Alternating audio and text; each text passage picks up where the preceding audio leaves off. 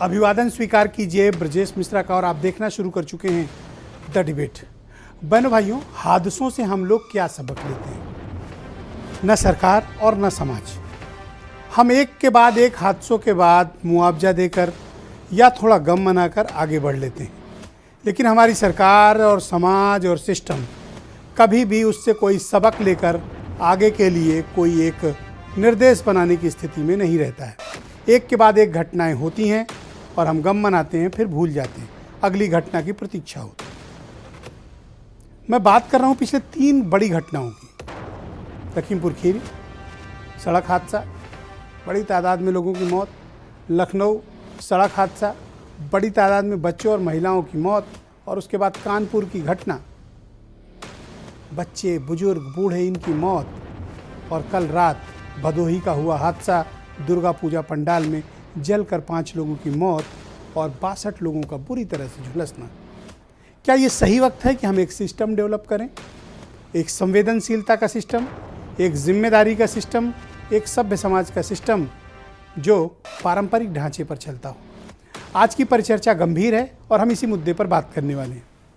बहनों भाइयों, इंसानी जानों की कोई कीमत अब आज के दौर में बड़ी कम होती जा रही।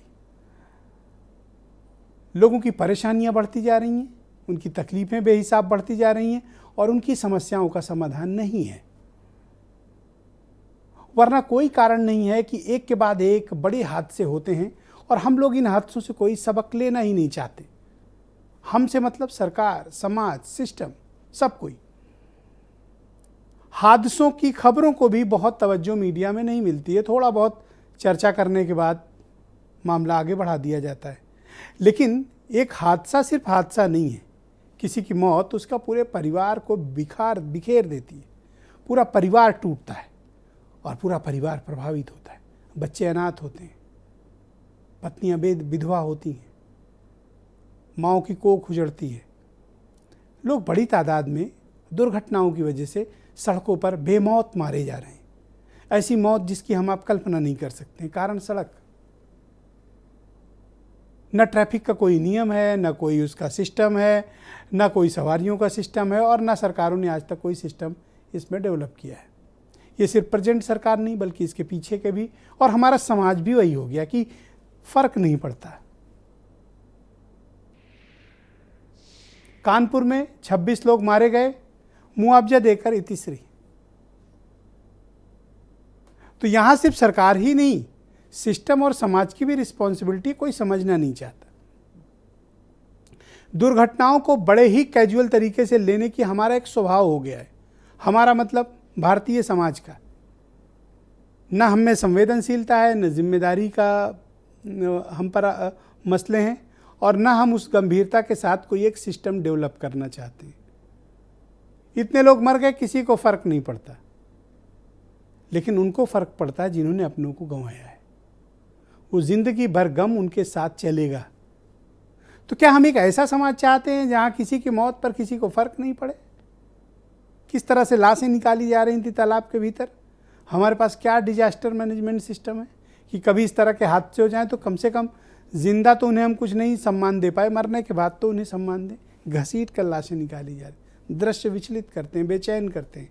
चाहे लखीमपुर खीरी हो, चाहे लखनऊ हो, या फिर कानपुर, या फिर आप देख लें भदोही। सोचिए, दुर्गा पूजा पंडाल जलकर 5 लोग की मौत, 62 घायल, झुलसे हुए बुरी तरह से। उनका जीवन अपंग हो गया है।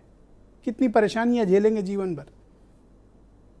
और कानपुर का हादसा, बच्चे मारे गए, छोटे छोटे बच्चे जिनका जीवन था अभी, जिनको उत्तर प्रदेश की तरक्की में एक नया आयाम लिखना था, इस समाज के लिए कुछ कंट्रीब्यूट करना था, असमय मारे गए।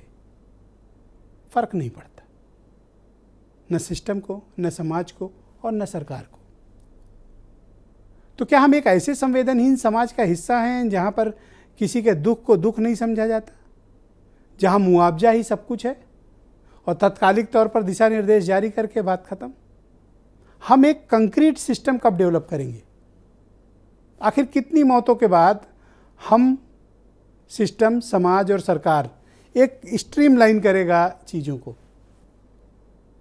चाहे वो ट्रैफिक का सिस्टम हो, चाहे वो इस तरह के पारंपरिक आयोजन हो और चाहे इस तरह के पारंपरिक आयोजनों को अनुमति देने की प्रणाली। लेवाना कांड अभी कोई भूला नहीं, तब तक आप देखिए ये घटना हो गई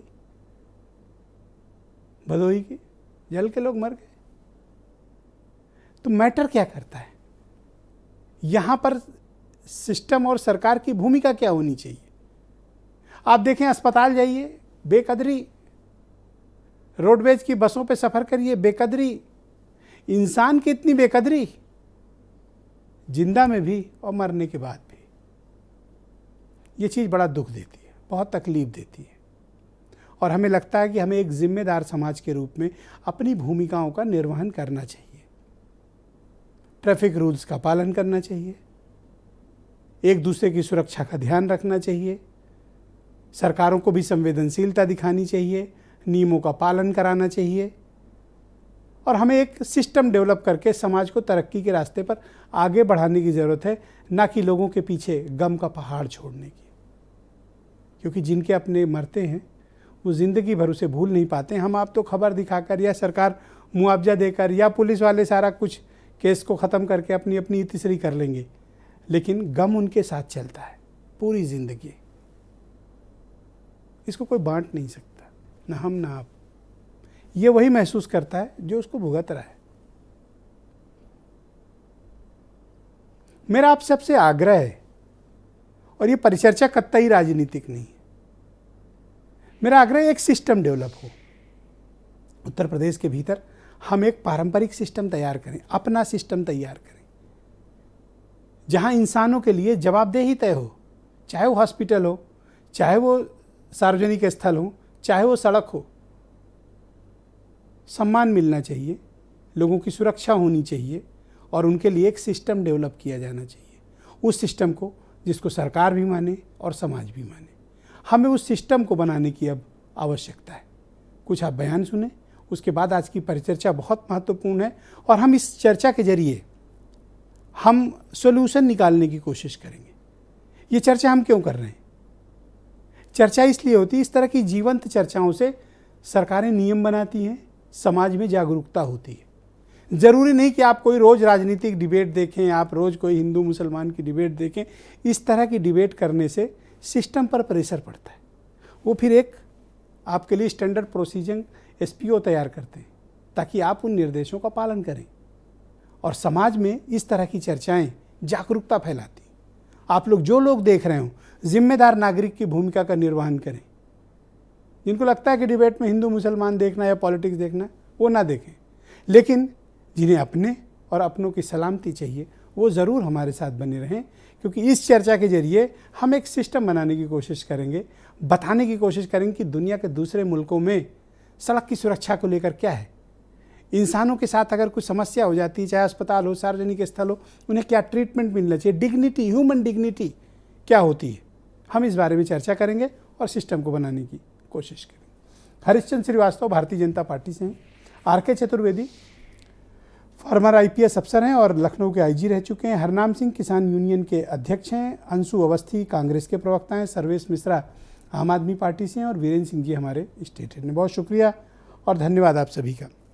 हरीशचंद्र श्रीवास्तव जी, कार्यक्रम की शुरुआत में आपसे करना चाहता हूँ, और आज पॉलिटिक्स की बात मैं बिल्कुल नहीं करना चाहता, और आप सबसे आग्रह है कि राजनीति की बात होनी भी नहीं चाहिए।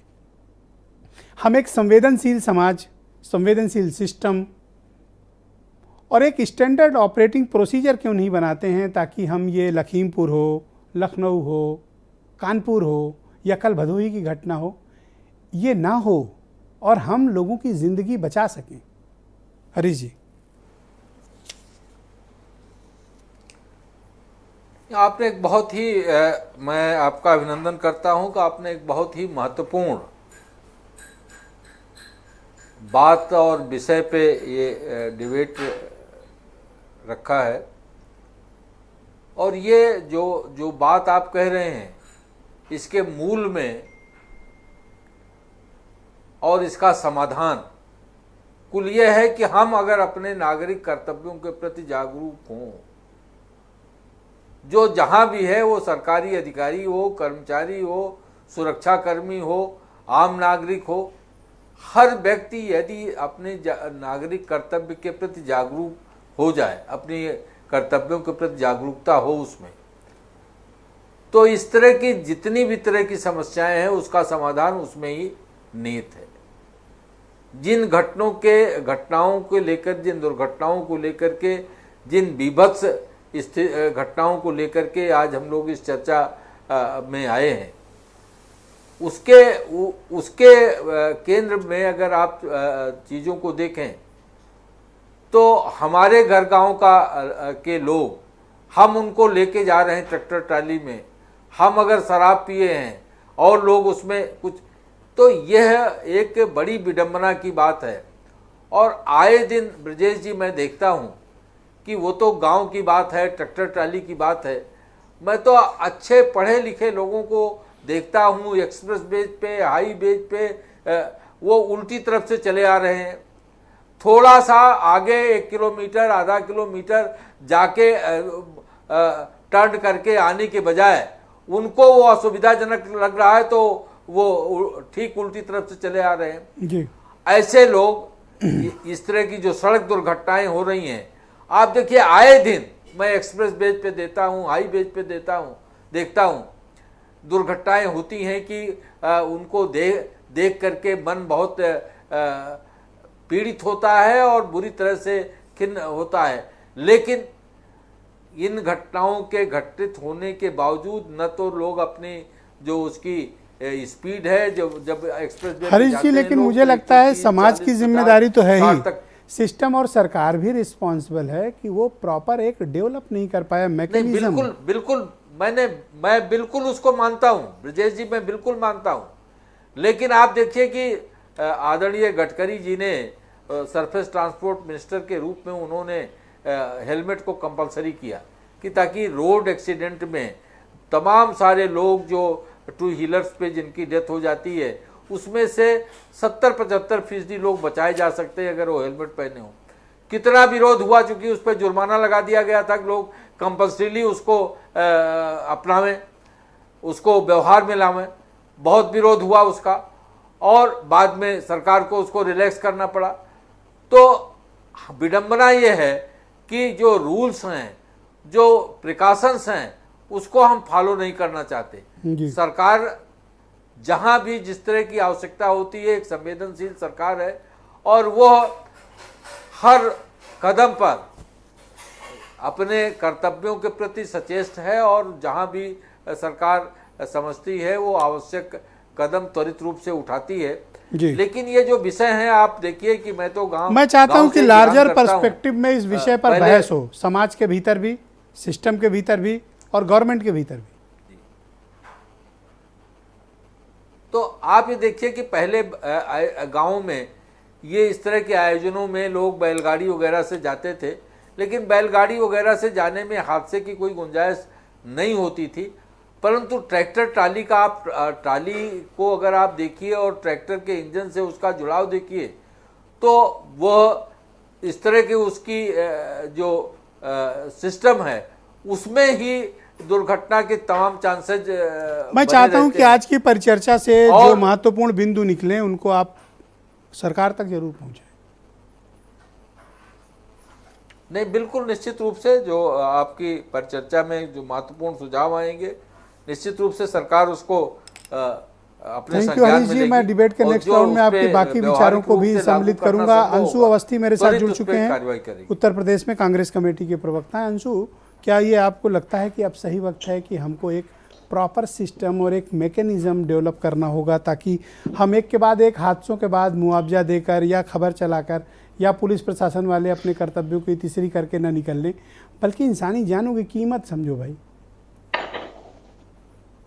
बिल्कुल ब्रजेश जी, आज जो डिबेट है कहीं ना कहीं जिस तरीके से पिछले 2 सप्ताह के अंदर जो घटनाएं हुई हैं तो वो सभी को झकझोर कर रखती, चाहे लखनऊ की घटना हो, कानपुर की हो, और ये हमारे चूंकि आसपास हुई है इसलिए एक बार हमारा फिर से इस पर चर्चा है। लेकिन आपको बता दें कि पिछले 4 साल में 17.5 लाख से ज्यादा सड़क दुर्घटनाएं हुई हैं, जिसमें सबसे ज्यादा उत्तर प्रदेश में घटनाएं हो रही।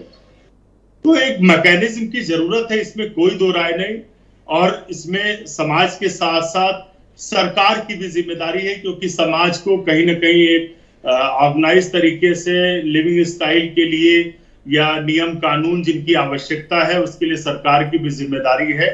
हम इस पे प्रत्यारोप नहीं कर रहे, लेकिन हम ये बात जरूर कहेंगे कि इससे पहले इस तरीके के जागरूकता कार्यक्रम चलते थे कि जिससे दुर्घटनाओं में कुछ कमी होती थी। सड़क जागरूकता सप्ताह चलाए जाते थे, बहुत सारे इसमें सामाजिक संगठनों को शामिल किया जाता था। बहुत जो वाहन होते थे उसमें रेडियम की जो प्लेट्स है, रेडियम की जो पट्टी है, अच्छा, ऐसा क्यों नहीं करते आप लोग? जैसे हरीश जी की पार्टी है, करोड़ों कार्यकर्ता, आपकी पार्टी है, लाखों कार्यकर्ता, सारी पॉलिटिकल पार्टी के पास अपना अपना सिस्टम है, अपना एजेंडा तो आप जनता तक पहुंचा लेते हैं। इस तरह की जागरूकता, जन जागरूकता, जन सरोकार से चीज़ें में आप लोग की दिलचस्पी क्यों नहीं होती? मैं सिर्फ आपको स्पेसिफिक नहीं कह रहा हूँ, इसमें सभी सम्मिलित हैं। ब्रजेश जी, बिल्कुल होती है और होनी भी चाहिए, हमारी हमेशा से रही है। लेकिन जो सामाजिक संगठन है वो इसमें बढ़ चढ़ कर अपनी भूमिका निभाते हैं और हम सब राजनीतिक दल में होने के साथ साथ कभी किसी न किसी सामाजिक संगठन से भी जुड़े रहते हैं। तो ऐसा नहीं है कि सहभागिता नहीं है। हम ये कहना चाह रहे हैं कि जिस तरीके का मोबिलाइजेशन उन सामाजिक संगठनों को दिया जाता रहा इससे पहले, इस सरकार में उसको लेकर कोई चिंता नहीं। इतनी ज्यादा मैं तो कहता हूं कि आप हो या बीजेपी हो या समाजवादी पार्टी हो, अन्य दल हो ना, एक कैंपेन स्टार्ट करो। मैं आपको भरोसा दिलाता हूं, हम लोग उसको खूब बढ़ चढ़ कर कवरेज करेंगे, दिखाएंगे। और ये सिर्फ लोगों को अवेयर करो सिस्टम के प्रति, नियम का पालन कैसे करना है, सड़क पे कैसे चलना है, अगर सार्वजनिक स्थानों पर पूजा पंडाल बनाई है या कुछ इस तरह की चीज़ें बनाई हैं, क्या क्या सेफ्टी प्रिकॉशंस ले जाने चाहिए। बिल्कुल, मैं सहमत हूं आपकी बात से ब्रजेश जी, और मैं धन्यवाद भी दूंगा कि आपने इतने सामाजिक सरोकार के विषय पर चर्चा रखी है। लेकिन इसके पीछे अगर आप देखिए, ये प्रत्यारोप की बात नहीं, ये एक जिम्मेदारी की बात है। जिम्मेदारी समाज की भी है, उसकी जागरूकता को लेकर हमारी भी है, लेकिन सबसे ज्यादा अगर जिम्मेदारी किसी की है तो सरकारों की। No doubt about it, government है तो गवर्नमेंट की तो हर चीज की जिम्मेदारी दूसरी सरकार। लेकिन देखिए, सवाल ये है कि जागरूकता को लेकर कार्यक्रम चलाए जाते रहे इससे पहले, इन पिछले 8-10 सालों से ऐसा क्यों नहीं हो रहा है? क्योंकि सरकार की चिंता समाज के प्रति उतनी नहीं है जितनी उनकी चिंताएं अपनी सरकार को बचाने को लेकर है, अपनी सरकार की जो छवि है उसे बनाए रखने को लेकर है। हम तो फिर से कहेंगे, हम कोई प्रत्यारोप नहीं कर रहे हैं, थैंक यू, लेकिन हम अनुरोध करेंगे कि कम से कम समाज के प्रति अपनी जिम्मेदारी सरकार समझे और विपक्ष के नाते हम भी उसे पूरा करने का प्रयास करें। सर्वेश मिश्रा, आम आदमी पार्टी के प्रवक्ता हैं। सर्वेश, मैं आपसे समझना चाहता हूं कि ये जो हादसे होते हैं, सामान्य तौर पर लोग एक की गलती के बाद दूसरी गलती पे सबक लेते हैं, लेकिन हमारे यहाँ एक कैजुअल एटीट्यूड है, सिर्फ उत्तर प्रदेश ही नहीं, पूरी इंडियन कम्युनिटी में ये एटीट्यूड है कि वो बड़े कैजुअली लेते हैं, चाहे वो सड़क हादसे हों या फिर भदोही जैसी घटनाएं जो घट जाती हैं, लोग जिंदा जल जा रहे हैं। इस तरह की घटनाओं के बाद एक स्टैंडर्ड ऑपरेटिंग प्रोसीजर बनना चाहिए, एक मैकेनिज्म डेवलप हो। हम लोगों को इस बारे में फिक्र क्यों नहीं है? पहली बात तो मैं आपकी उस बात से इत्तेफाक नहीं रखता कि आपने कहा कि इसमें राजनीति ना करें, क्योंकि इसकी तो बड़ी वजह ही राजनीति है। राजनीति का भ्रष्टाचार है। अगर ये निश्चित तौर पे देखा जाए, मेरी बात आप समझ रहे हो, मेरा कहने का मतलब है कि आरोप प्रत्यारोप की बजाय हम लोग कुछ कंस्ट्रक्टिव आज इस डिबेट से निकालकर समाज सरकार के सामने प्रस्तुत करें। सभी सरकारों को पहली तो एक चीज सीखनी चाहिए, जैसे दिल्ली में किसी भी व्यक्ति की सड़क दुर्घटना अगर हो जाती है तो उसकी जिम्मेदारी सरकार लेती है, उसका खर्च चाहे वो दिल्ली का रहने वाला हो या देश का कहीं का भी रहने वाला हो। तो इस तरीके की योजना पहले तो आप किसी भी व्यक्ति के लिए लेकर आइए, ताकि लोगों को समझ में आए कि सड़क दुर्घटना पे कोई सरकार चिंतित है। दूसरा, अगर कोई सरकार का चुनावी मुद्दा होता है कि हम पूरी प्रदेश से को गड्ढा मुक्त कर देंगे और वो पूरा प्रदेश गड्ढा युक्त हो, तो आखिर में कैसे नहीं होगा? भ्रष्टाचार इतने चरम पर है कि अभी कुछ दिनों पहले ही इटौजा में एक घटना होती है, उसमें 10 लोगों की मौत होती है, एक दूसरे में होती है। कानपुर उत्तर प्रदेश का शहर, एनसीआर भी कहता है कि 53 शहरों में इस देश के नंबर 1 पर है, जहां पर सड़क दुर्घटना में हर साल लगभग औसतन 1400 लोगों की मृत्यु होती है। क्या प्रदेश की सरकार की प्राथमिकता है कि वो सड़क के परिवहन को सिस्टम सही कर पाए? शिक्षा में भ्रष्टाचार है, लाइसेंस बनाने में भ्रष्टाचार है, लाइसेंस घर बैठे लोग इस उत्तर प्रदेश में आपको आज भी भ्रष्टाचार, आप आरटीओ ऑफिस में चले जाइए, हर जगह पे है। परिवहन विभाग में है, आप कहते हो सड़कों को गड्ढा मुक्त करेंगे, सड़कें गड्ढा युक्त हैं। आप पूरी की इसी इन्हीं सब लोगों के लिए अदम गोडवी जी ने एक लाइन कही थी। जी। अदम गोडवी जी ने ये कहा, अदम गोडवी जी ने कहा था कि जो डलहौजी ने कर पाया ये हुक्काम कर देंगे, कमीशन दे दो तो हिंदुस्तान को नीलाम कर देंगे। ये सड़कों के गड्ढे, आप कैसी ट्रॉली पलटी और आपको दिखा कि उसी पे कभी 2 दिन पहले भी एक घटना घटी है और किस तरीके से गड्ढे। तो सीधे तौर पे समझना है कि सरकार को पूरे देश में सड़क दुर्घटना से 1.5 लाख से ज्यादा लोगों की हर साल मृत्यु होती है। इसको चुनावी मामला बनाना चाहिए। बच्चों को शिक्षा व्यवस्था आप दुरुस्त करेंगे, उनको शिक्षा प्रणाली में समझाना चाहिए कि सड़क पे कैसे चलना चाहिए, सड़क के क्या नियम है। यातायात में जो भारी तौर पे भ्रष्टाचार है आरटीओ में और ट्रैफिक के सिस्टम में, आप उसको खत्म करिए। अपने आप लोग डर से बैठेंगे। ट्रॉलियों पे 50-50 लोग जा रहे हैं, आखिर में उनको चेक करने वाले लोग कौन से थे? क्यों नहीं उनको इतनी दूर तक चेक किया गया? वो कानपुर से लेकर वो उन्नाव के उस कोने तक गए, क्या पुलिस का एक अधिकारी चेक करने को नहीं मिला कि ट्राली जो कृषि कार्य हेतु होती है उसमें लोग 50-50 लोग बैठकर कैसे जा रहे हैं? पूरी तरीके से ये सिस्टम की लापरवाही है। और उसी तरीके से अगर इस तरीके से नहीं निपटे तो पूरे प्रदेश जी। मैं डिबेट के नेक्स्ट राउंड में आपके बाकी विचारों को भी सम्मिलित करूंगा। मेरे साथ आर.के. चतुर्वेदी जी मौजूद हैं, फार्मर आईपीएस अफसर हैं और लखनऊ के आईजी रह चुके हैं। बहुत शुक्रिया आपका चतुर्वेदी जी। एक के बाद एक हादसे, आपने भी अपनी सर्विस जो 37-38 साल की, उसमें भी आपने इस तरह की बहुत सी घटनाएं हैंडल की होंगी। लेकिन मेरी शिकायत इस बात की है कि एक प्रॉपर मैकेनिज्म आज तक डेवलप नहीं हुआ और हम इन हादसों को लेकर बड़ा कैजुअल रहते हैं। विजय जी, सबसे पहले तो एक मैं कहूँगा कि आपने एक पंच लाइन कही है कि इंसान की ज़िंदगी की कीमत नहीं रह गई है। तो इसके लिए सबसे ज़्यादा इम्पॉर्टेंट चीज़ ये है कि इंसान की जब ज़िंदगी की कीमत नहीं रह गई है तो चीज़ें फिर तय नहीं होती, जिम्मेदारियां तय नहीं होती हैं, नियम कानून कायदे सब मौजूद हैं, उनका पालन नहीं होता है। सबसे इम्पॉर्टेंट चीज़ मैं कहूँगा, ठीक है ये ट्रैक्टर ट्रॉली का हादसा तो एक हादसा एक स्पेसिफिक टाइप का है। जब तक आप सार्वजनिक परिवहन की व्यवस्था नहीं रखेंगे तो आदमी को तो कहीं ना कहीं जाना है, निकलना है, जाना है। तो एक सक्षम और सशक्त सार्वजनिक परिवहन की व्यवस्था होनी चाहिए और ख़ास करके ग्रामीण क्षेत्रों में। शहरों में तो आपने मेट्रो चला दी, बहुत सारी चीज़ें चला दी, सिटी बसेस चला दी।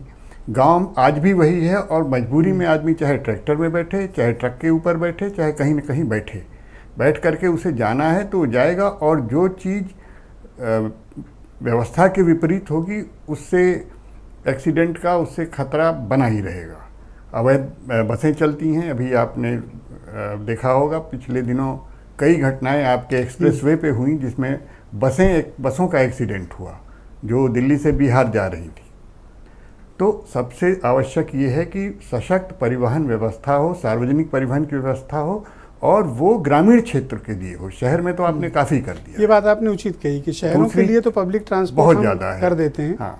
बट ग्रामीण क्षेत्र में ये बात आपकी सही है कि वो टेम्पो, ट्रैक्टर, मोटरसाइकिल या आजकल बोलेरो वगैरह चलती हैं, इन्हीं के अलावा कोई भी। पहले हम लोगों के, जब हम लोग स्टूडेंट लाइफ में थे या शुरू की नौकरी में थे, तो जितने लोग जीप में रहते थे अंदर, उससे कई दुगने लोग छत, उसके ऊपर छत पे या लटके हुए होते। कमांडर जीप चलती थी और वो एक्सीडेंट का सबसे बड़ा कारण होती थी। जरा सा इधर हुआ, उल्टी पलटी।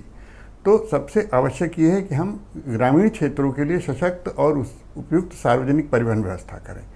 अब दूसरा एक हमारी मानसिकता जो है, हमारी मानसिकता क्या है, हम सड़कें बन गई 250 किलोमीटर की स्पीड से चलने वाली, गाड़ियां भी 250-300 किलोमीटर की स्पीड से चलने वाली आ गई, बट हमारी मानसिकता आज भी वही है।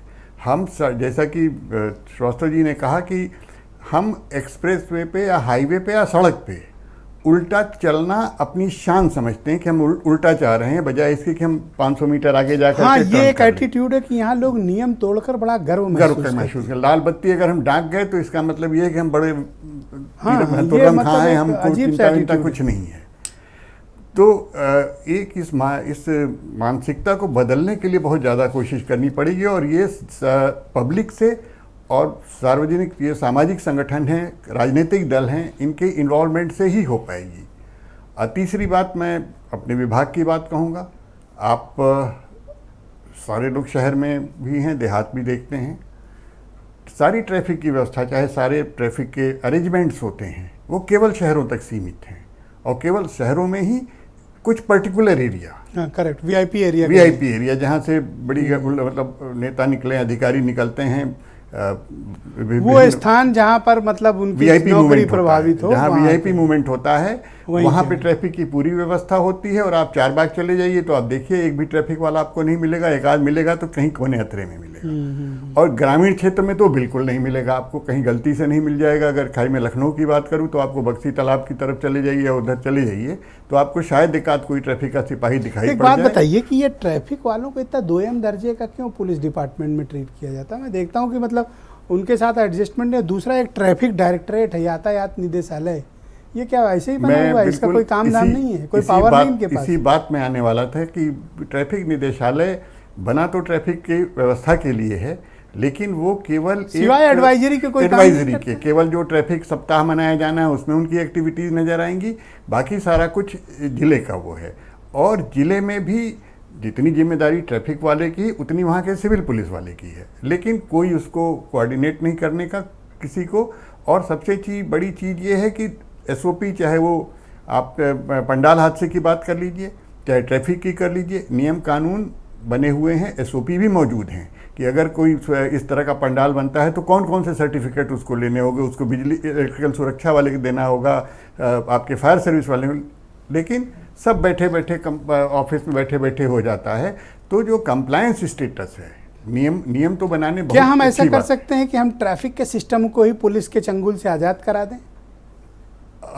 फिर आप अभी क्या है, कप्तानों के नियंत्रण में है, और वो क्या है, आप सबऑर्डिनेट एक पॉकेट में रखे हुए हैं ट्रैफिक पूरे वाले सिपाही देखिए, को। मैं इसमें पूरे ट्रैफिक डिपार्टमेंट पूरे ट्रैफिक डिपार्टमेंट को तो करके आप उसकी धार कम कर देंगे, लेकिन वरीयता देनी पड़ेगी। ट्रैफिक जो है, आप जब तक ट्रैफिक प्रबंधन, यातायात नियंत्रण ये वरीयता में नहीं आएगा, अब मर्डर से कई गुना ज़्यादा लोग हाँ मर रहे हैं, एक्सीडेंट्स में मर रहे हैं, लाखों लेकिन मरते ये हैं। हमारी वरीयता में सबसे नीचे है। अपराध में जिले उतने नहीं में मरते जितने कि बड़े जिलों में एसपी ट्रैफिक की पोस्टिंग है, लेकिन एसपी ट्रैफिक साहब ट्रैफिक के अलावा पुलिस कार्यालय भी देखते हैं, वीआईपी भी देखते हैं और बहुत सारी चीज़ें देखते हैं, बस देख नहीं पाते हैं तो ट्रैफिक नहीं देख पाते हैं।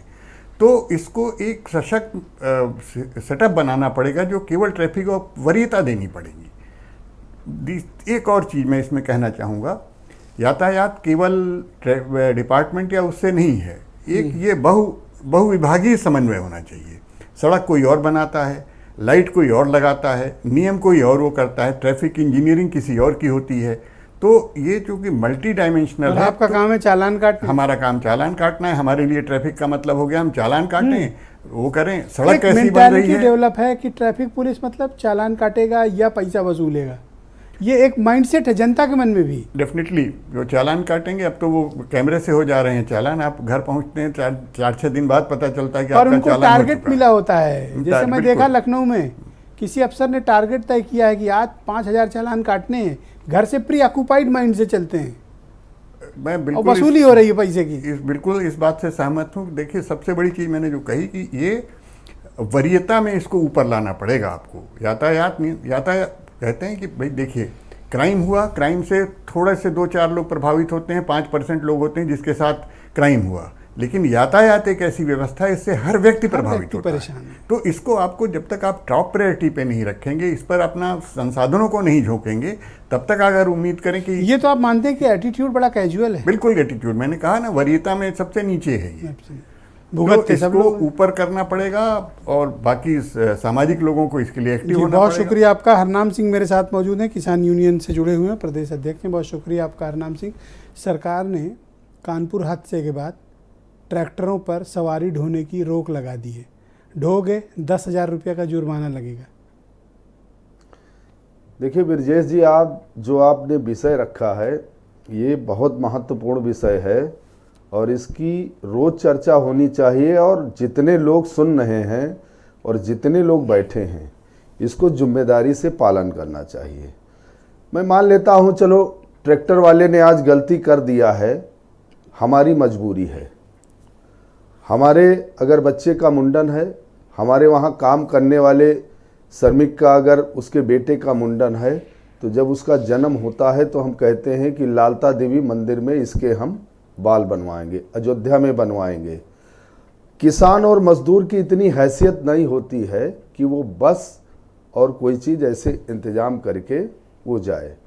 उसको एक ट्रैक्टर ही ऐसा साधन है जिसमें वो अपने परिवार को लेके जाता है। और आप देख रहे होंगे गंगा स्नान है और ये अभी जो दुर्गा पूजा चल रही है, इसमें तमाम ट्रैक्टरों का सब कुछ धड़ल्ले से उपयोग होता है। ब्रजेश जी, जो ये घटनाएं हुई हैं ये बहुत दर्दनाक घटनाएं हैं और सबका मन हिल गया। तमाम अधिकारियों का यूट्यूब और उस पर दिखाया गया। मैं आपके माध्यम से कहना चाह रहा हूं कि अभी आईजी साहब ने एक बात कही है वो बहुत महत्वपूर्ण बात है कि नियम कानून तो बहुत हैं लेकिन उसका पालन कौन कराएगा। ब्रजेश जी, आपको याद होगा मैंने आपके ही डिबेट में एक बात कही थी कि जब मोटरसाइकिल कोई खरीदने जाता, हम जाएं या आप जाएं, कार खरीदने आप जाएं या हम जाएं, आप उसमें एक एफिडेविट लगा दो कि अगर आपके द्वारा 2 बार ट्रैफिक नियमों का उल्लंघन किया गया तो आजीवन आपका ड्राइविंग लाइसेंस नहीं बन सकता है। ये निर्णय लेना होगा सरकार को, समाज को, हमको, सबको। अब आपने कमजोर देख के ट्रैक्टर पे तो रोक लगा दिया। मैं आपके स्टूडियो में बैठा हूं, सपोज करो ये मेरा गांव है और हमको उतरठिया जाना है, यहाँ से 8 किलोमीटर दूरी पे हमारा खेत है और हम अलीगंज से श्रमिक मजदूर लेके अपने खेत काम कराने जाएंगे। हम जानना चाहते हैं सभी बुद्धिजीवी और सरकार और जिन अधिकारियों ने मुख्यमंत्री जी से ये बयान दिला दिया है, क्या वो अधिकारी ये मुख्यमंत्री से जो बयान दिलाया गया है ये ब्रजेश जी गलत है कि नहीं है। अब ट्रैफिक का काम भी मुख्यमंत्री देखेंगे। अब ट्रैफिक पे कोई बयान देना होगा तो मुख्यमंत्री जी देखेंगे। ये अपनी कमी छुपाने के लिए अधिकारी ही इस सारे सिस्टम को गड़बड़ कर रहे हैं। जितनी चीजें ये फैसला आपको मंजूर नहीं है? नहीं ब्रजेश जी, आप एक बात बताओ, हमारी मजबूरी को किसान, मैं आपके चैनल पे सार्वजनिक कह रहा हूं कि जितने उत्तर प्रदेश में ट्रैक्टर हैं 80% ट्रैक्टरों का बीमा नहीं होगा। मैं कह रहा हूं, खुलेआम कह रहा हूं। पर ये तो एग्रीकल्चर पर्पज से है ना, आप इसमें इतनी 50-50, 60-60 लोग भर के सफर करेंगे लंबा लंबा। बस में 75 आदमियों की ब्रजेश जी सीट होती है। अभी आईजी साहब ने कहा है वो अभी तमाम अनुभव होंगे और मैं आईजी साहब से कहूंगा कि इसको भी आप आगे अपने सर्विस पीरियड में बसों पे लोग बैठ के जाते हैं, ट्रेनों पे बैठ के जाते हैं, ट्रेन हादसे होते हैं, हवाई जहाज हादसे होते हैं, उन पे कौन सा प्रतिबंध लगेगा? मैं नहीं कहता हूं कि लोग ऐसे धड़ल्ले से जाएं, मैं इसका विरोध करता हूं। जैसे सरकार ने कह दिया तो एक एसओपी, अगर सरकार कोई सिस्टम बना रही है तो इसको कुछ दिन चलने तो देखते हैं क्या इसमें प्रॉब्लम आती है। नहीं, मान लेता हूं, अगर प्रॉब्लम आएगी तो उसको रेक्टिफाई किया जाए। मैं ब्रजेश जी आज बहस नहीं कर रहा हूं, मैं मान लेता हूं आपकी बात। सरकार के यातायात के नियमों का मैं उल्लंघन नहीं करने की बात कह रहा हूं, लेकिन क्या ये हमारे किसान समाज पर ही लागू होंगे? आप देख लो, जैसे सरकार ने कह दिया, अधिकारियों ने कह दिया, जो किसान कटीले तार लगाएगा उस पर जुर्माना होगा। गौशाला में मैंने बीरेन्द्र जी को, आपको भी फोटो भेजे हैं, गौशाला में कटीले तार लगे हैं, हाईवे पे कटीले तार लगे हैं, सरकारी अस्पतालों में कटीले तार लगे हैं, सरकार के तमाम, आप एकाना स्टेडियम उसके बाहर का वो देख लो, वहाँ पर तार लगे हैं। तो तार सरकार लगाए, सरकार सिस्टम में तार लगे, वो अच्छा है। हरनाम सिंह अगर अपनी फसलों को बचाने के लिए कटीले तार, मैं आपके माध्यम से ये कहना चाहता हूं कि जो ब्लेड वाले तार हैं मैं उसका विरोध करता हूं, ना लगे, उससे जानवर चोट खाते हैं, लोगों को चोट लगती है। लेकिन कटीला तार सरकार लगाएगी और हमसे कहेगी नियम का पालन करो, ये कैसे होगा ब्रजेश जी? 2 तरीके की बातें मेरी समझ में नहीं। Thank you. डिबेट के नेक्स्ट राउंड में मैं आपके बाकी विचारों को भी सम्मिलित करूंगा। वीरेंद्र जी भी हमारे साथ इस चर्चा में शामिल हो गए। वीरेंद्र जी, हादसों से ना हम कोई सबक ले रहे हैं, ना कोई सीख ले रहे हैं, ना हम समझने को तैयार हैं। और जब मैं हम कहता हूं तो उसमें सरकार, समाज और सिस्टम तीनों सम्मिलित हैं और हम मुआवजा देकर आगे बढ़ जाते हैं कि चलो अब हो गया इनका। इंसानी जानों की कोई एक तरह से पूरे देश में या कई प्रदेश में बाढ़ आ गई है दुर्घटनाओं की। कभी लखीमपुर, कभी कानपुर, कभी भदोही में, कभी कहीं, कोई दिन खाली नहीं जा रहा है। ऐसा खाली इसके लिए ट्रैक्टर टाली जिम्मेदार है ये भी नहीं कह सकते, इसके लिए परिस्थितियां जिम्मेदार हैं। देखिए, हम लोग तो देखते आए कि गरीबी अपने आप में एक अभिशाप रही है, और जो गरीब होते हैं उनका धर्म कर्म में थोड़ा विश्वास भी ज़्यादा होता है, और जब से वो विश्वास बढ़ता है तो गरीबी जल्दी ख़त्म नहीं होती है, उस जाने का नाम नहीं लेती है। धर्म बहुत मानना, धर्म पूजा पाठ करना, देवी देवताओं को मानना अच्छी बात है, बुराई नहीं है। और लेकिन जब जो तबका बेहद गरीब है उसके लिए मनोरंजन का साधन भी यही है कि मुंडन छेदन में कहीं दूर जाकर कुछ मनोरंजन हो जाए, तो वो और अपने आप में कानपुर जैसी घटना सामने आती है। उसमें तमाम निर्दोष महिलाएं और बच्चे मारे जाते हैं, जिनका कोई दोष नहीं हुआ उनकी जान चली गई। आप ये देखिए कि कानपुर में जो ड्राइवर था उसने शराब पी लौटते समय और ट्रैक्टर कुदाते हुए चल रहा था और लाके तालाब में गिरा दिया, और पुलिस वाले वहाँ 5 सस्पेंड हो गए नाहक। इंस्पेक्टर को सस्पेंड कर दिया, ना आरटीओ, ना ड्राइवर, ना कोई और, उसमें पुलिस वाले सस्पेंड हो गए। अरे ट्रैक्टर टाली तालाब में गिरी तो पुलिस क्या करे, लेकिन पुलिस आसान है, अपना निपटा दिया। देखिए, ट्रैक्टर टाली हमारे ग्रामीण जीवन, हमारे ग्रामीण जो इलाके उनकी जीवन रेखा है, उससे बहुत सारे काम होते हैं। बारातें जाती थी पहले, लोग शादी ब्याह में जाते थे, बाल बनवाने जाते हैं, यही साधन है चलने का। खेत जुताई होती है और तमाम सारे काम होते हैं, ढुलाई होती है।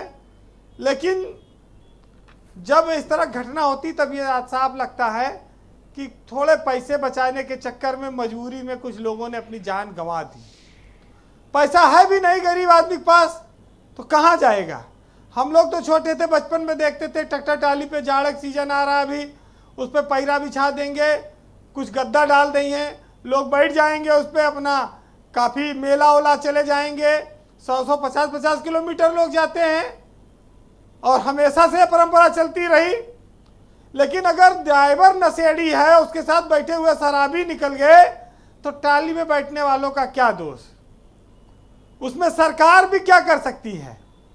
सरकार एक सवाल का जवाब ये दे कि जिस ड्राइवर ने 26 लोगों को मरवा दिया उसके लिए कानून क्या है, उसको कितनी बड़ी सजा मिलेगी, क्या उसे मृत्युदंड मिलेगा या आजीवन कारावास मिलेगा, या वो चुटकियों में जाके कानून की जो कमियां हैं उनका फायदा उठाकर छूट जाएगा।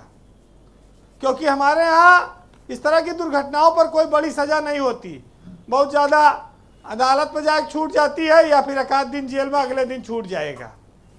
मर गए 26 लोग, सजा 1 घंटा की नहीं। आप देखिए इस कानून का कितना सदुपयोग है। जब जिस देश में इस तरह के कमज़ोर कानून होंगे तो वहाँ लोग डरेंगे कैसे, वहाँ रोज ट्रैक्टर टाली लड़ाएंगे, गिराएंगे, दुर्घटनाएं होंगी। सड़क सुरक्षा सप्ताह चलता है, आप देखते हैं, सब लोग जानते हैं, लेकिन उसमें क्या सुरक्षा कम और चालान ज़्यादा, जिससे कि राजस्व बढ़े, और जब राजस्व खूब बढ़ जाता है तो प्रेस नोट जारी होता है, इतने चालान काटे, रुपया वसूला गया अब की बार सड़क सुरक्षा सप्ताह में। तो जब राजस्व वसूलने में लग गई पुलिस और ट्रैफिक पुलिस, तो सुरक्षा कहाँ से होगी। जो ज़्यादा चालान काटे उसके खिलाफ कार्रवाई होनी चाहिए, यानी उसके यहाँ ट्रैफिक सिस्टम सबसे खराब है, पटवारी, रिवर्स कर देना चाहिए एक्शन। लेखपाल, डीएम कार्यालय, तहसीलदार, ये सब राजस्व बढ़ाएंगे कि अब ट्रैफिक पुलिस राजस्व बढ़ाने में लगेगी, लेकिन एक कमाई का साधन बन गया। आप बताइए कि डग्गा मार वाहन क्या नहीं चल रहे हैं, कैसे चल रहे हैं, जीप बस चल रही ना। अवैध टैक्सी स्टैंड के खिलाफ अभियान चला था, कहाँ चला गया। तो क्या ट्रैक्टर रोक लेंगे, जैसे डग्गा मार चलते हैं वैसे ट्रैक्टर भी चलेंगे, फिर वैसे टाली भी चलेगी, सब जगह गांधी जी का बोलबाला चलेगा। उसमें क्या है, वसूली होगी, वसूली चलती रहे। आप देखिए स्कूलों के वाहनों की चेकिंग हो रही थी, बंद कर दिया, फिर कोई बड़ा हादसा होगा, बच्चे मरेंगे, फिर देखिए डग्गा मार वाहन खड़खड़ाते हाँ, वाहन 2-3 दिन 4 दिन तो बड़ा हाइपर एक्टिव रहते हैं, उसके बाद जैसे ही देखते हैं मीडिया से खबर थोड़ी हटी बस लेट गए। आप देखिए अभी स्कूलों का हाल, ब्रजेश जी दुर्गा पंडाल देखिए, मर गए कितने निर्दोष लोग, गुफा बना दिया, एक उसी में जाओ उसी में आओ। भदोही में आप देखिए कितने बड़ा हादसा हुआ आज। कोरोना काल में सरकार दावा कर रही थी कि हमारे पास गैस इफराद हो गई, और CSC पे जहां मरीजों को ले जाया गया वहां गैस सिलेंडर नहीं मिला, वहां लोगों को ऑक्सीजन नहीं मिली। CSC पे, CSC मतलब कितना बड़ा सामुदायिक केंद्र होता है, कोई मामूली जगह नहीं होती। लेकिन आप देखिए RTO ARTO ये लक्ष्य पूरा कर रहे हैं। कौन सा, वो आदमी जानता है कौन सा, अपना और सरकार दोनों का लक्ष्य पूरा करें, क्योंकि उनको भी दे के जाना है और सरकार का भी खजाना भरना है चाहे जहां से। तो भाई कोई अस्पताल देखे, आपने देखा एक संवेदनशीलता का मामला आया था लखीमपुर खीरी में, जब बस की दुर्घटना में लोग मरे, एक बच्चा दीवार गिरने से उसकी रीढ़ की हड्डी टूट गई। लखनऊ की कमिश्नर रोशन जैकब ने उसका इलाज कराने के लिए तमाम सिफारिशें की, वो रोती भी नजर आई। तो इस तरह के अफसर कुछ लोग हैं जो कुछ काम कर देते हैं, अन्यथा आप बहुत उम्मीद न अच्छा करिए। ये बात पता है, वो जो लखीमपुर खीरी में बस दुर्घटनाग्रस्त हुई थी 22 बार उसका चालान हुआ था और फिर भी वो सड़क पर थी बस। ब्रजेश जी डग्गा मार 22 चल रहे हैं, वो चलते रहेंगे, वो नहीं रुकेंगे। आप अवैध, ये तो अवैध टैक्सी स्टैंड भी सब खत्म करा रहे थे, कहाँ खत्म हुआ प्रदेश से। देखिए हम लोग जिस दौर में हैं वो कठिन दौर है जी वीरेंद्र जी। गरीबी अपने आप में अभिशाप रही है, लेकिन इंसान की जान की कीमत बहुत होनी चाहिए, सर्वोच्च होनी चाहिए। क्योंकि किसी की औलाद चली गई, किसी की माँ चली गई, किसी की बहन, किसी की बेटी, किसी के भाई मर जाते हैं, दुख बहुत होता है, लेकिन अब क्या करेंगे। लेकिन इंसानी जानों की कोई कीमत नहीं, बड़ी बेइज्जती है। चाहे आप कहीं चले जाएं, अस्पताल देख लें सरकारी, आप पोर्टिको से अंदर तक जाएंगे आपका मन खराब हो जाएगा, कोई इज्जत ही नहीं, कोई संवेदनशीलता नहीं सिस्टम में। हम लोग गरीब देश में रहते हैं, 80% लोग गरीबी में हैं, तो स्वाभाविक है ईश्वर ने कहा है कि किसी को इतना अमीर न बनाइए कि वो अपना बीता हुआ कल भी खरीद ले, और कोई इतना गरीब भी ना हो कि वो अपना आगे का भविष्य ना संवार सके। ये जो असमानता है ये इंसान के हौसले को तोड़ देती है, और इसी में गरीबी में भारत जैसे देश में लोग पिस रहे हैं, लोग मर रहे हैं, उनकी दर्द की कोई दवा नहीं है। हम ट्रैफिक पुलिस को कोसें, सरकार को कोसें, अस्पताल को कोसें, कि प्रभु को कोसें जिसने ऐसी परिस्थितियां पैदा की, किसको किसको कोसें। बहरहाल सुनिएगा कि ऐ मौत तेरा फैसला नेक है, शमशान में हर गरीब और अमीर का बिस्तर एक है।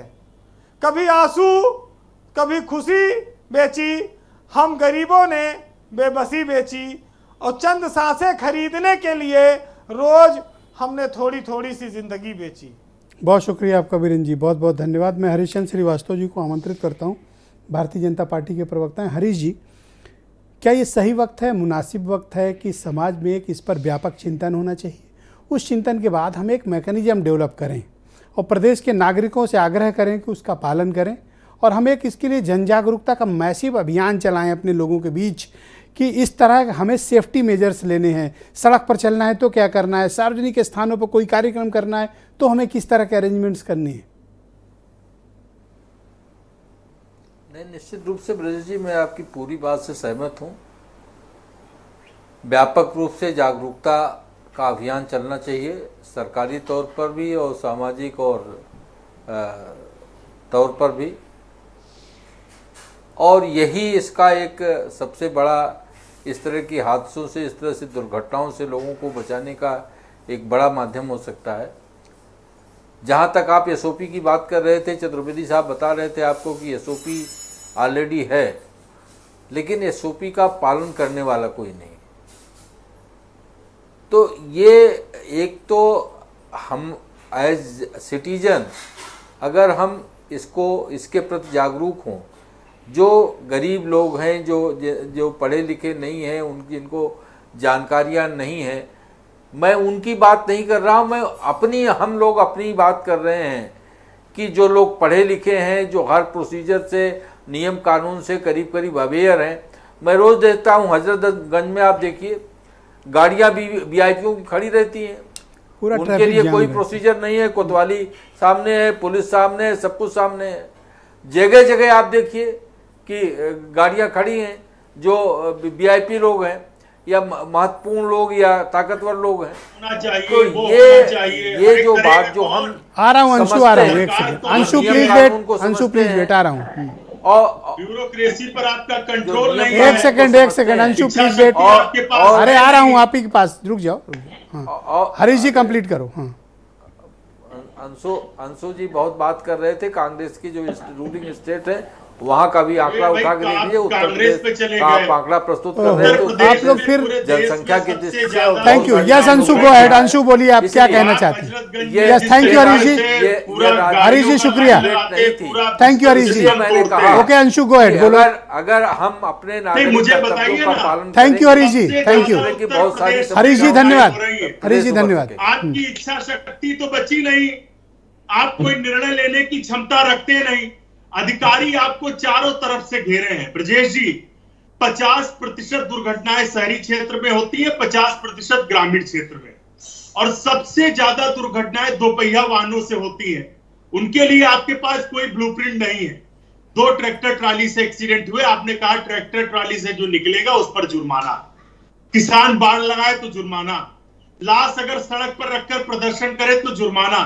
यानी कि आपके पास कोई ठोस ब्लूप्रिंट नहीं है। इस प्रदेश को चलाने का कोई ब्लूप्रिंट नहीं आपके पास। ना तो आपके पास विशेषज्ञ है, ना तो आपके पास कोई इस तरीके के अधिकारी हैं। जो चापलूसी करे अधिकारी वही आसपास रहेगा, जो चाटुकारिता करे। एक्सीडेंट हुआ है, 3-4 दिन इस पर एक्सरसाइज होगी, उसके बाद फिर मामला रफा दफा। हाँ, ट्रैक्टर को जो चलाने वाला गरीब आदमी है, वो बेचारा जो पैसा है वो और देने के लिए तैयार हो जाए, क्योंकि हर चौराहे पर होमगार्ड सिपाही सब खड़े हैं कि ट्रैक्टर से 2 लोग आप लेकर निकले, कहें भैया आप तो सवारी ले जा रहे हो। सवाल ये है कि सरकार के पास कोई ब्लूप्रिंट होना चाहिए। हम बार बार इस बात को कह रहे हैं। थैंक यू अंशु, आखिर नितिन कंक्लूड गडकरी करें। जी ने पार्लियामेंट में जब इसके आंकड़े दिए थे, आपने उसके बाद क्या कोई तैयारी की? आपके परिवहन विभाग ने कोई तैयारी की क्या? अरे कोई तैयारी नहीं है आपके पास। चतुर्वेदी जी Thank ने you. जो सही काम में सहमत हूं कि आपके पास सार्वजनिक व्यवस्थाएं नहीं है। आप सिर्फ और सिर्फ पब्लिक ट्रांसपोर्ट सिस्टम को हमें थोड़ा और मुस्तैद करने की आवश्यकता है। सुधारना चाहते हैं। व्यवस्था नहीं सुधार सकते जुर्माना लगाकर, थोप कर। उसके लिए जागरूक करना पड़ेगा और नियम सख्त थैंक यू बनाने सर्वेश पड़ेंगे। मिश्रा।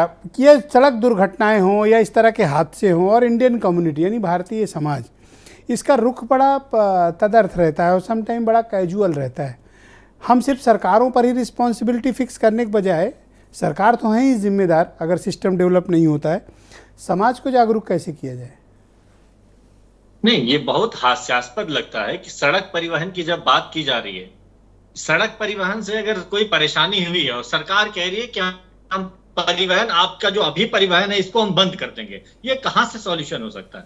पूरे उत्तर प्रदेश में चाहे गंगा मेला हो, चाहे कुंभ का मेला हो, चाहे बच्चे का मुंडन हो, चाहे दशहरा हो, दिवाली हो, सभी लोग अलग अलग पूजाओं के लिए माताओं के, देवी देवताओं के स्थानों पे जाते हैं। सड़क परिवहन की व्यवस्था इतनी ज्यादा खराब है, लोग निजी वाहनों को अफोर्ड नहीं कर सकते हैं। प्रदेश में गरीबी है, तमाम लोग अपनी अपनी आस्था के लिए जुड़े हुए हैं। इस तरीके का कोई घटना आ रही है, सरकार कह रही है कि आपसे हमको दिखना नहीं चाहिए कि ट्रैक्टर ट्रॉली पे इस तरीके से आए। सरकार को ये समझना चाहिए कि सरकार को नए विकल्प इस समय देना चाहिए। सरकार को अपनी फाइलों में, मतलब प्रदेश का रंग गुलाबी लगता होगा, इसका यूपी का मौसम गुलाबी लगता होगा, लेकिन ऐसा है नहीं। लोग, गरीब लोग बहुत ज्यादा परेशान हैं और परिवहन एक सरकार की मुख्य जिम्मेदारी है अपनी प्रदेश की जनता को देना। तो सरकार को ये सुविधा देना चाहिए कि हम आपके बसों के लिए सुविधा देंगे, तीर्थ स्थानों की यात्रा के लिए देंगे, किस तरीके से आप प्रदेश यात्रा करेंगे हम ऐसे जाएंगे। वैसे दौर में अगर मुख्यमंत्री खुद ट्वीट कर रहे हैं कि अब से मुझे कोई ट्रैक्टर ट्राली वाला नहीं दिखना चाहिए, पूरे प्रदेश में डग्गा मार बसों के लिए आज तक उन्होंने कुछ नहीं किया, अवैध बसें चल रही हैं कई लोगों की, इसके लिए कुछ नहीं किया।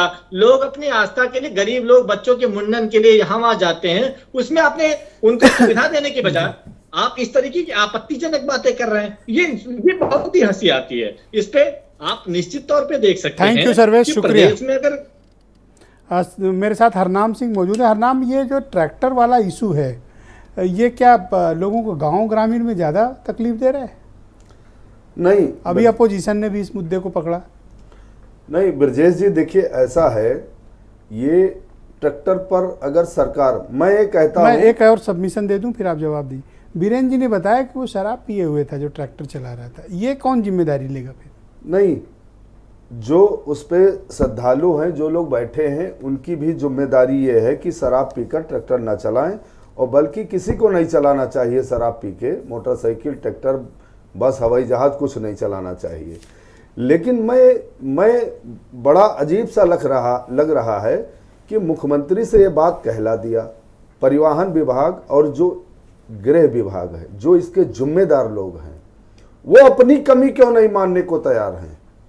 ये घटनाएं तो उनकी वजह से हो रही, और इतना मतलब गरीब आदमी के लिए सारे कानून हैं, बड़े आदमी के लिए कुछ नहीं। डग्गा मार बसें चल रही, डग्गा मार टैक्सी चल रही हैं। हमको आप इजाजत दो। आप चाहते हैं कि इस नियम में संशोधन किया जाए? देखिए, ट्रैक्टर पे मैं आपके चैनल पे बहुत जिम्मेदारी के साथ कह रहा हूं ब्रजेश जी, मेरी मजबूरी है कि मैं लेबर को, और ऐसे जो मुंडन फंक्शन होते हैं, जितने लोग आज टीवी डिबेट पे 6 लोग बैठे हो, शायद अगर मेरी तो बारात ट्रैक्टर से ही गई थी, शायद बहुत सारे इसमें लोगों के बारात ट्रैक्टर से गई होगी। मैं जानना चाहता हूं कि ये गरीब पे, किसान पे, मजदूर पे ये कानून लगेगा और बड़े लोगों पे नहीं लगेगा, धनवान लोगों पे नहीं लगेगा। ये अगर नहीं लगेगा, कटीले तार जी, वो जो सरकार ने कहा वो ट्रैक्टर पर, ठीक है, सरकार आपके अगर ऑब्जेक्शंस नोट किए गए। आर.के. चतुर्वेदी साहब, सर जी। ब्रजेश सर, एक 10 सेकंड सरकार थोड़ा ने कम अगर इस पर विचार करके इन नियमों कानूनों में जिस तरीके से मुख्यमंत्री जी से कहला दिया गया है, और अगर इस पे सख्ती इस तरीके की हुई और सरकार नहीं मानती है, तो शांति पूर्वक तरीके से मैं अपनी बात थैंक यू, बहुत शुक्रिया रखूंगा आपका। जरूर।